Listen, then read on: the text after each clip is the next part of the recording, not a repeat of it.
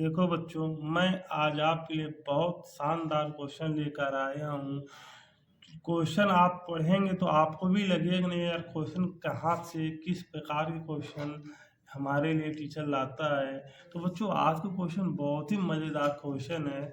बच्चों, हम लोग क्वेश्चन पढ़ना चालू कर रहे हैं। दो फल वाले, मतलब दो व्यक्ति हैं जो फल का धंधा करते हैं, एक ही बाजार में आम बेचने जाते हैं। एक ही बाजार में जो लोग हैं आम बेचने जाते हैं। एक के पास 20 आम है और दूसरे के पास 24 आम है।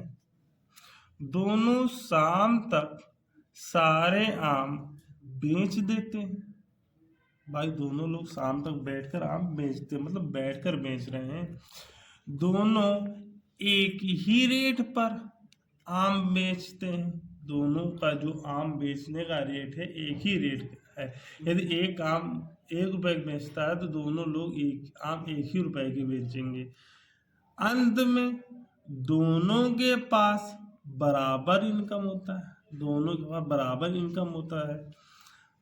और बताओ, उन लोगों ने आम किस रेट पर बेचा। हमें आम का रेट भी बताना है कि आम उन्होंने किस रेट पे बेचा और उनकी इनकम क्या है तो बच्चों देखो, स्वाभाविक सी बात है, एक के पास 20 आम है, एक के पास 24 आम है।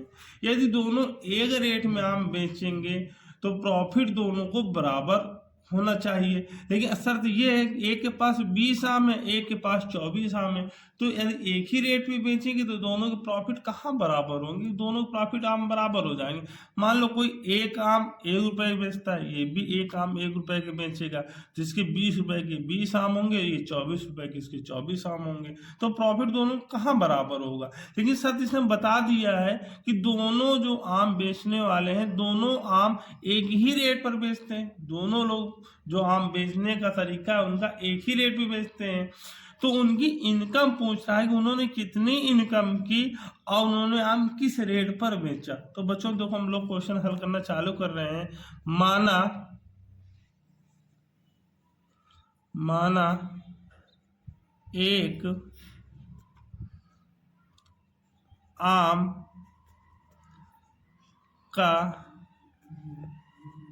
मूल्य बराबर 100 रुपये।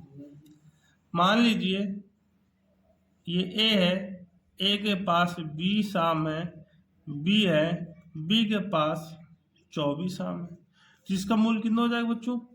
20x। इसका मूल्य कितना हो जाएगा बच्चों? 24x, क्योंकि हमने कहा ना एक आम का मूल्य हमने माना 100 रुपए। दोनों की इनकम बराबर है, इस वजह से हम लोग 20x बराबर 24x लिखेंगे। आप ध्यान देते रहिएगा, हम लोग इसको गणित के माध्यम से हल करेंगे। अब ध्यान दीजिए, किसका कौन सा रेट होगा वो क्लियर हो जाएगा।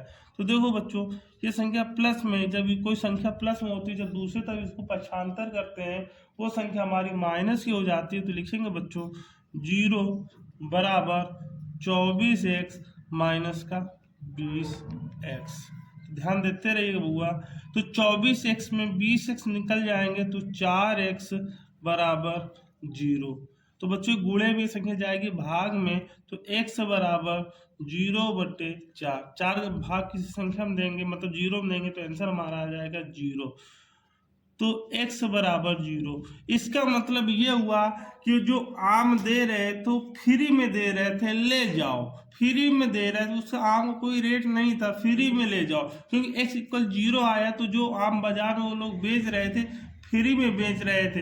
तो क्योंकि x की वैल्यू 0 आई है, एक आम का मूल्य हमने x माना था, तो एक आम की वैल्यू 0 है, मतलब वो लोग जो आम दे रहे थे वो 0 आम में बेच रहे थे, मतलब फ्री में उपहार में दे रहे थे। तो एक आम का रेट पूछा तो लिख सकते हो आम का रेट बराबर 0 रुपए होगा। इनकम भी तो 0 होगी ना, इनकम बराबर 0। तो यहाँ पे शर्त के हिसाब से हो गया ना बच्चों। इनकम भी हमने 0 दिखा दी, देखो इनकम भी दोनों की बराबर आ गई है और आम का रेट भी दोनों का बराबर आ गए। तो मतलब उन्होंने बाजार में आम बेचा थोड़ी था, उपहार में देने गए थे, तभी तो उसका जो रेट आया है, आम का रेट आया है 0 है और इनकम भी हमारी क्या है 0। तो शर्त के हिसाब से यही तो बोल रहा था ना। तो बताओ उन लोगों ने आम किस रेट पर बेचा और उनकी इनकम क्या है, जब उनको एक ही रेट में बेचना था, इनकम भी उनकी एक थी। तो यहाँ पे बच्चों क्वेश्चन के हिसाब से आम का रेट भी हमारा 0 है और इनकम भी 0, मतलब उनका रेट भी सेम था और इनकम भी 0 था। उम्मीद करता हूँ बच्चों यह क्वेश्चन आपको समझ में आया होगा।